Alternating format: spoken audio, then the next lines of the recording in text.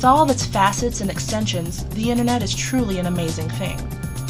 What would happen if people no longer had affordable access to it like they do now? What if the existing open internet was censored or blocked from the people who need it? These questions are all related to the topic of net neutrality, a term that has no doubt become popular within recent years. But you might be asking, what is net neutrality and how does it affect me? Although this topic is crucial to everyday life, it can also be incredibly dry, boring, and hard to understand. In this video, we will discover a basic definition of what net neutrality really is and why you should care about it. No. Can't say that I have. No. I don't really watch the news and I'm a stay-at-home mom, so. I do.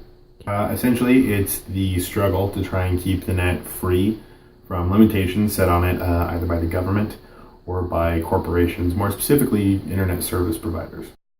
According to a journal article written by Vicki S. Cook in 2014, net neutrality is a simple principle that involves the distribution of all types of information by subscribers across a network of computers without additional content delivery fees.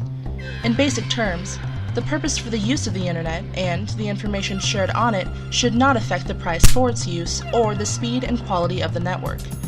Within the open internet service providers should not be able to block or censor any content that travels across their network. A good analogy for this idea is mentioned on the website Free Press, a nonprofit organization focused on the defense of the open internet and the rights of its users. Without net neutrality, cable and phone companies could carve the internet into fast and slow lanes. In a segment featured on John Oliver Tonight in 2014, these fast lanes are described further. Net neutrality would allow big companies to buy their way into the fast lane, leaving everyone else in the slow lane, although telecom companies would prefer that you put it in a slightly different way. When you say fast lane and slow lane, it's a good illustration, but what you really should be talking about is a fast lane for everybody and a hyperspeed lane for others. Bull. In 2014, the chairman of the Federal Communications Commission, or the FCC, Tom Wheeler, proposed the idea of a system that would allow corporations, such as Comcast and Verizon, to manipulate these fast lanes and charge outrageous amounts of money to use them, which would then jeopardize the open internet. After a huge and political social uproar, Wheeler aborted this proposal. Well, look, if everyone is against this, how is it even possibly happening? Well, consider who would benefit from this change. Cable companies. Verizon wants a two-tier system so badly, they sued the government to force the rule change that's currently being discussed.